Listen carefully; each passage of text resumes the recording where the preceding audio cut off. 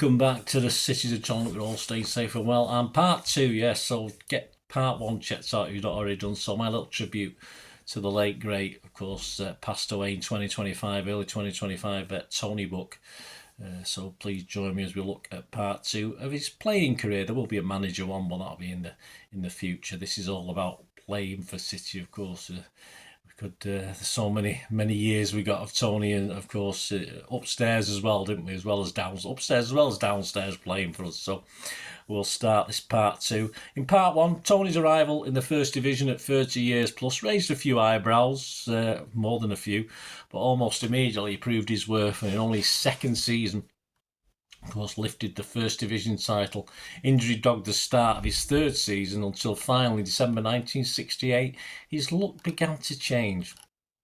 Yes, we picked it up where he was injured, and Stan Horn at the time was also injured, and Tony and Stan were both coming back from injuries, managed to play in a friendly game in December against Northern League amateur team Crook Town to mark the switching on of their floodlights. On the snow-covered pitch, he made that comeback playing on the left wing. His instructions were to just take it easy in the first half and get geared up later and try and get into the game more. And a comfortable 6-1 victory came through without any ill effects afterwards and played the following Saturday for the reserves. Tony got through this okay, and in early January had an outing with the City A team, and on the 11th of January he made his comeback in a 4-1 home win over Chelsea, though the team sheet had Pardo starting, so they hadn't been optimistic. He would only miss 2, though, of the remaining league games, but would be dogged by a painful knee for the rest of the season and would limp for a day or two after a game, although Tony claimed it was to take pressure off the knee rather than it being that painful. Wary of how close he'd come to an injury ending his footballing career, and that time waits for no man, Tony did plan for a future after football. There's an image there of Tony with them business partners Tony and Ray Williams, and one of the bar football games he dealt in, he called it a little sideline that keeps me busy outside of football. There'll be another thing he gets interested in later. Not exactly Franny Lee levels, but you know, you've got to earn a living after football. Yes, Tony was back, and from round 4 of the FA Cup was also an ever-present as we set off on our road to Wembley. After the semi-final defeat of Everton at Villa Park, he boldly predicted that we'd beaten the best team he'd seen so far this season, and predicted the game at Wembley wouldn't be as hard. Get a bit of Malcolm Allison in there.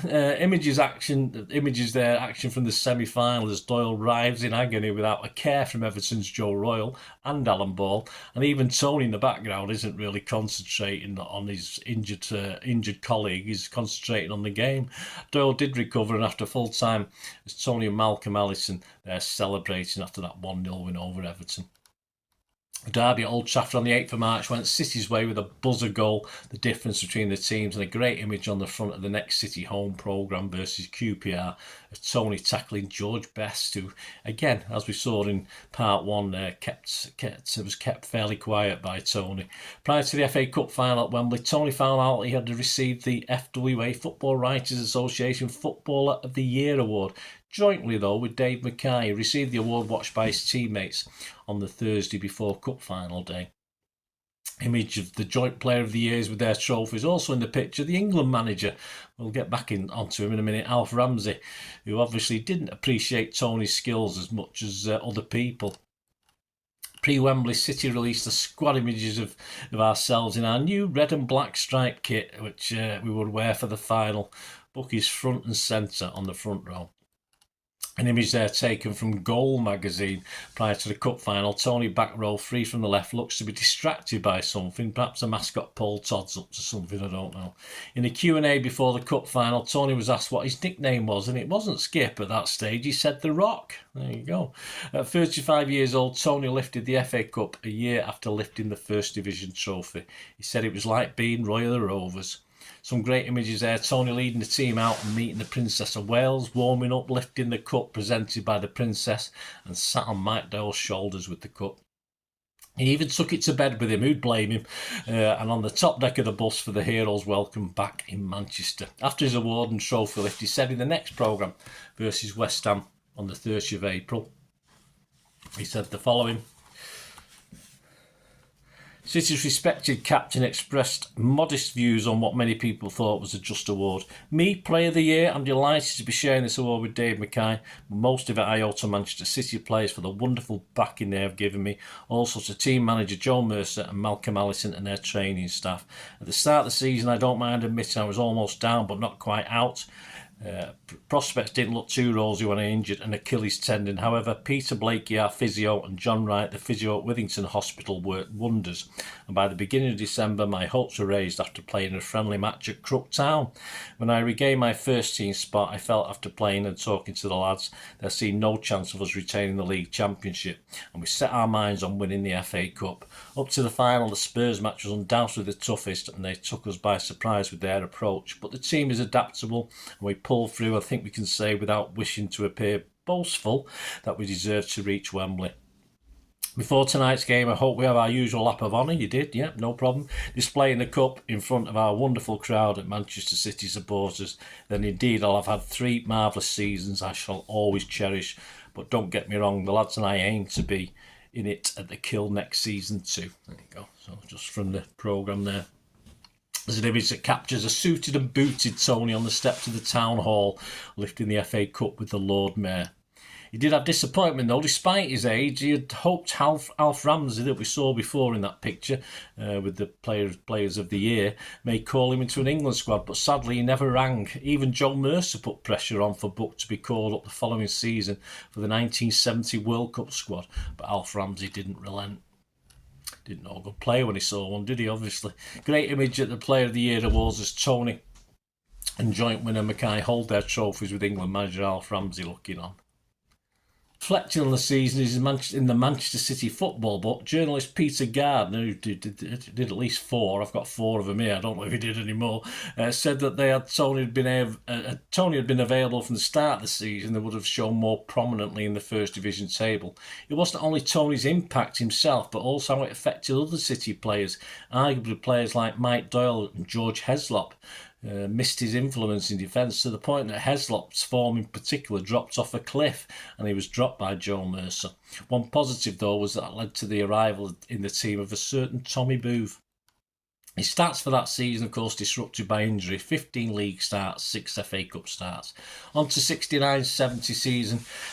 There's 2 squad images there. One with Tony Buck on the back row on the right, scoreboard in the background, and a picture with all 3 trophies in front. He sits behind the Division 1 trophy on that one. Also the very famous picture of him with all 3 trophies, although at that stage we didn't hold all 3 at the same time. So it's a bit of a cheat, but it looks good anyway, doesn't it? Tony would make the most first team appearances in his time at City in this double season. It could be argued a treble. More of that in a moment. I'm being a bit quirky there with that one. His vital stats this season was 5 foot 10 inches, so he'd lost half an inch, but maintained his 11 stone 3 pound weight. In the season opening Charity Shield Cup winners game, City played the champions Leeds at Ellen Road, and a great image of Leeds' guard of honour there as Buck goes to shake the hand of Billy Bremner. Leeds sadly would win this one 2-1. An image taken from the 23rd of August, 1-1 home draw with Everton. Tony can't do anything in the foreground to stop Johnny Morrissey heading the Toffees into the lead. Ian Bowie would equalise for City.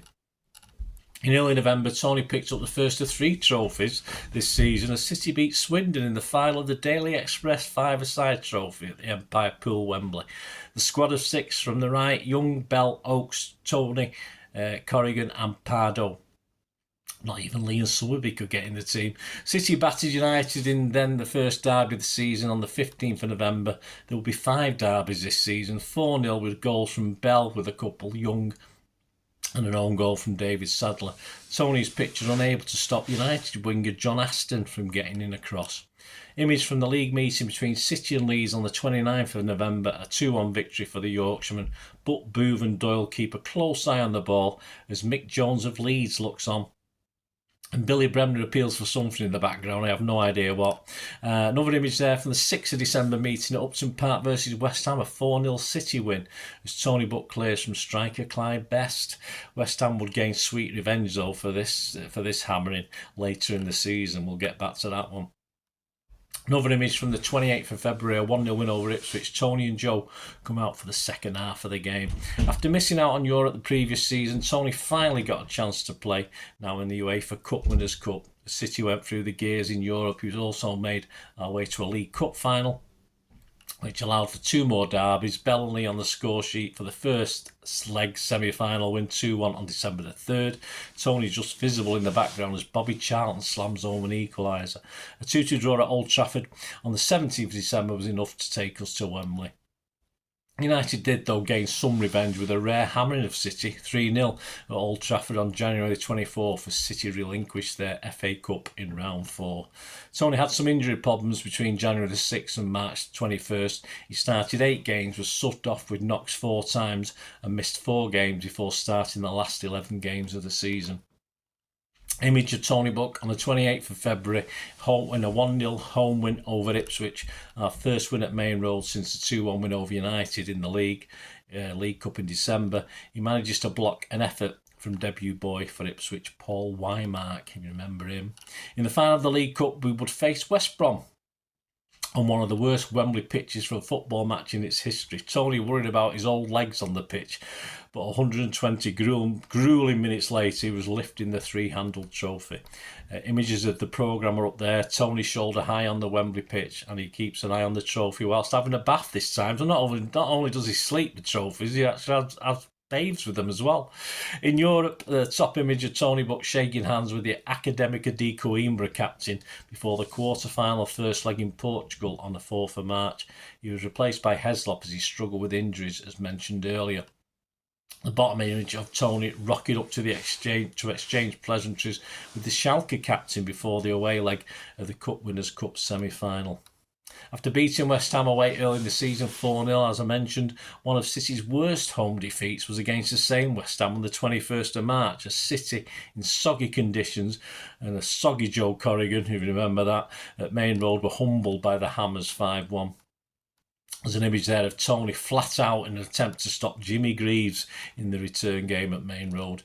In the final and 5th game against United, again City came out on top 2-1 on the 28th of March. Tony wasn't finished there as he became the first ever City captain to lead a City team out in the European final. An image of the 2 captains exchanging gifts before the match. On a wet night in Vienna, of course, Tony lifted yet another trophy.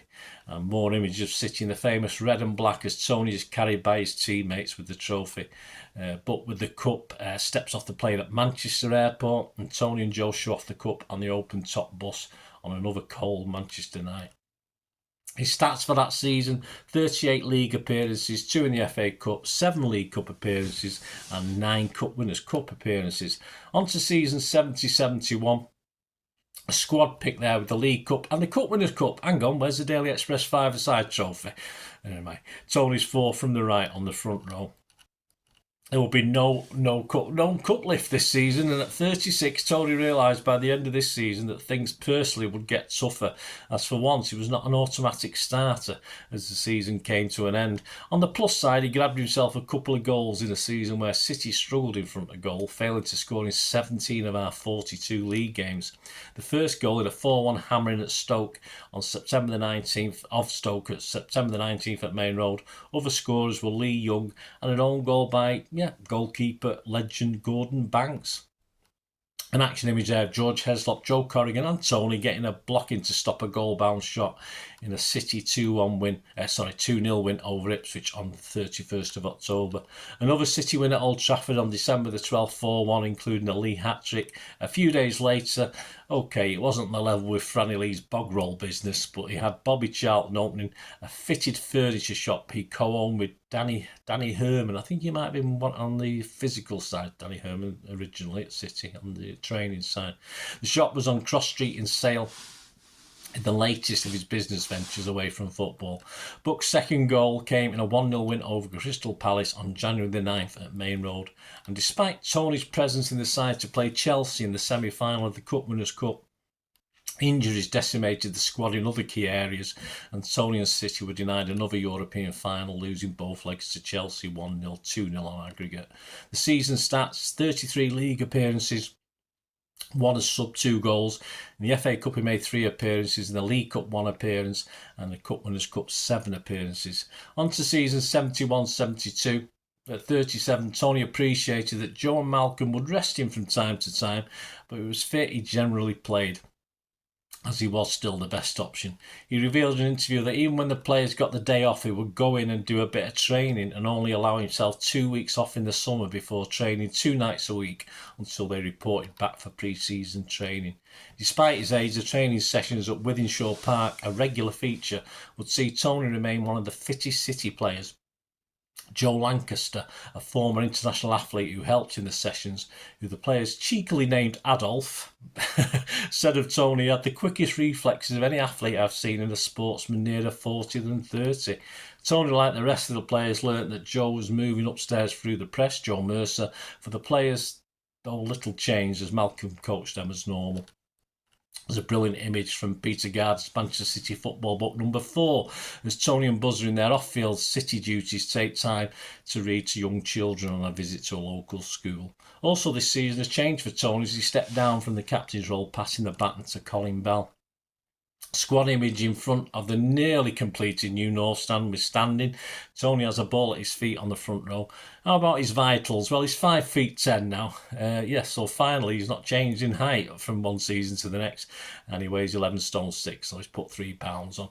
At Stamford Bridge on the 21st of August, he left the pitch with a knock, replaced by Willie Donachie. Yeah, I think there's a great picture there of him and Willie in a little, is it a jacuzzi, a hot tub? Yes, obviously.